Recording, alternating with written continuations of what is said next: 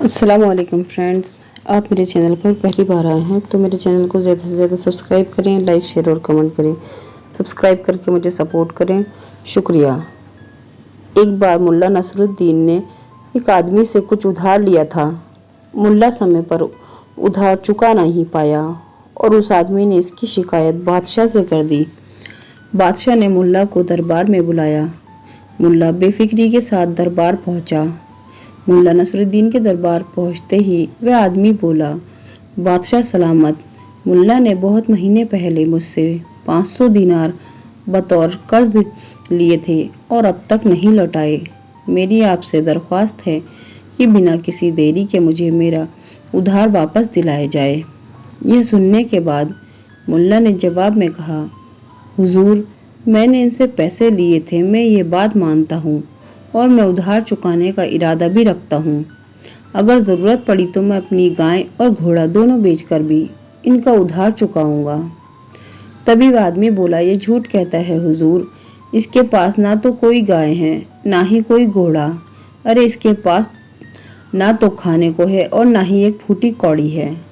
इतना सुनते ही मुल्ला नसरुद्दीन बोला, जहाँ पहना, जब यह जानता है कि मेरी हालत इतनी खराब है तो मैं ऐसे में जल्दी इसका उधार कैसे चुका सकता हूँ। जब मेरे पास खाने को ही नहीं है तो मैं उधार दूंगा कहाँ से। बादशाह ने यह सुना तो मामला रफा दफा कर दिया और अपनी हाजिर जवाबी से मुल्ला नसरुद्दीन एक बार फिर से बच निकलने में कामयाब हो गया।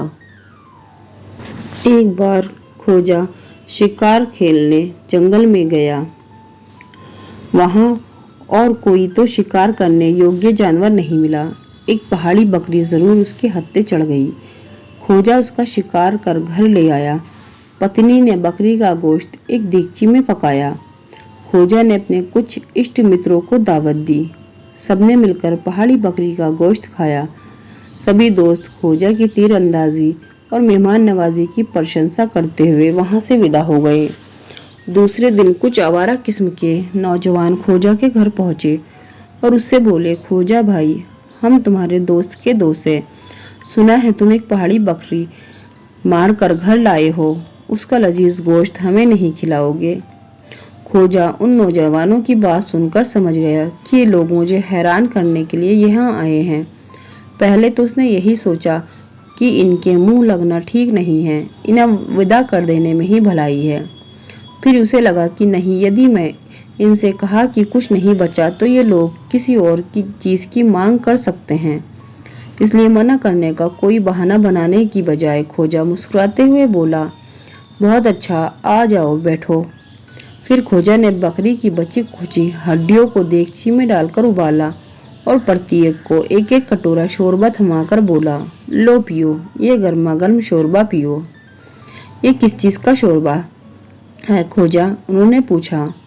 तुम लोग मेरे दोस्त हो, इसलिए मैं तुम्हें बकरी के मांस के शोरबे का शोरबा पिला रहा हूँ। गोश्त, खोजा ने कहा। तीसरे दिन दूर से कुछ अजनबी घुड़सवार खोजा के पास आए और अपना परिचय स्वयं देते हुए बोले, खोजा से बोले, खोजा, हम सब तुम्हारे दोस्त के दोस्त हैं। सुना है तुमने एक मोटी ताजी पहाड़ी बकरी का शिकार किया है। उम्मीद है हमारी खातिर करने में कंजूसी नहीं करोगे। खोजा ने तुरंत जान लिया कि ये भी मान न मान मैं तेरे मेहमान वाले दर्जे के लोग हैं। इनसे निपटने का वही तरीका अपनाना ठीक रहेगा जो कल वाले नौजवानों पर अपनाया था। अगले ही पल खोजा ने उन सभी को अपने कमरे में बैठा लिया और फिर एक बड़े से तसले में गंदा पानी भरकर उनके सामने रख दिया।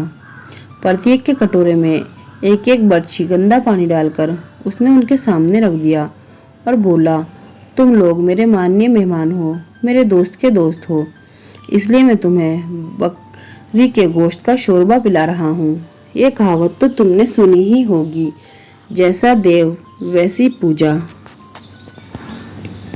एक दिन बादशाह अपने महल की छत पर बैठा हुआ था। उसके पास ही खोजा मुस्तैदी के साथ खड़ा था। अभी थोड़ी देर पहले ही दोनों में किसी मसले पर विचार विमर्श हुआ था, जिसमें खोजा ने बादशाह को अपनी राय बताई थी और बादशाह ने खोजा की राय पर रजामंदी जाहिर की थी। तभी बादशाह ने उस मसले से अपना ध्यान हटाया और अचानक खोजा से पूछ लिया, खोजा, ये राजकाज के मसले भी तो कभी खत्म नहीं होंगे। क्यों ना कुछ देर के लिए ध्यान राजकाज से हटाकर हंसी ठिठोली की ओर लगाया जाए। आप हंसी ठिठोली के रंग में हैं आलम पन्हा, खोजा भी मुस्कुराकर बोला। मुझसे कुछ सवाल करना चाहते हैं तो करिए। बादशाह बोला, खोजा, अभी कुछ वर्ष पहले ही तुमने शादी की है, तुम अपनी बेगम का तो ख्याल रखते ही होंगे। हाँ जहाँपना, अपनी बेगम को भला कौन नहीं चाहता। तब तो तुम जरूर ही ये बता सकोगे कि तुम्हारी बेगम हाथों में कितनी चूड़ियां पहनती है। खोजा खामोश रहा, उससे कोई जवाब देते नहीं बना, लेकिन बादशाह था कि उसे छोड़ना नहीं चाहता था। फिर उसने फिर से पूछा, बताओ खोजा, तुम्हारी बेगम के हाथों में कितनी चूड़ियां पहनती है। खोजा ने कहा, आलम पन्हा, अपनी बेगम के हाथों की चूड़ियां गिनने का तो मुझे कभी समय ही नहीं मिला, ना मैंने कभी उसकी चूड़ियों की तरफ कभी ध्यान दिया। पर मैं आपसे एक बात पूछना चाहता हूँ। हाँ हाँ जरूर पूछो, बादशाह के आनंदित होते हुए कहा। हुजूर, आप अपनी प्यारी दाढ़ी पर दिन भर में न जाने कितनी बार हाथ फेरते हैं। क्या आप बता सकते हैं कि आपकी दाढ़ी में कितने बाल हैं? खोजा के इस अटपटे प्रश्न से बादशाह बौखला गए।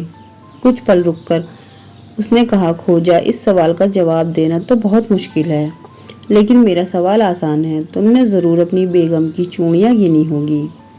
खोजा ने उत्तर दिया, आलम पन्हा, स्त्री के हाथ की चूड़ियां गिनना भी असंभव ही है।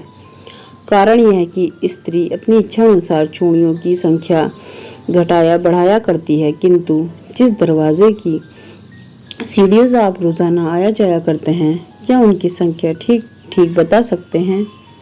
बादशाह बोला, मुझे वह सीढ़ियां गिनने का कभी मौका ही नहीं मिला। इस पर खोजा ने कहा, जब सीढ़ियां जैसी ठोस और निश्चित रहने वाली चीजों की गिनती नहीं की तो फिर चूड़ियां कैसे गिनी जा सकती है? खोजा के ऐसे तथ्यपूर्ण उत्तर को सुनकर बादशाह खुश हो गया। उसने खोजा को पुरस्कार दिया और भविष्य में भी ऐसे तर्कपूर्ण उत्तर देने की शुभकामनाएं दी। फ्रेंड्स, आपको मेरी कहानी पसंद आई है तो मेरे चैनल को सब्सक्राइब करें, लाइक, शेयर और कमेंट करें।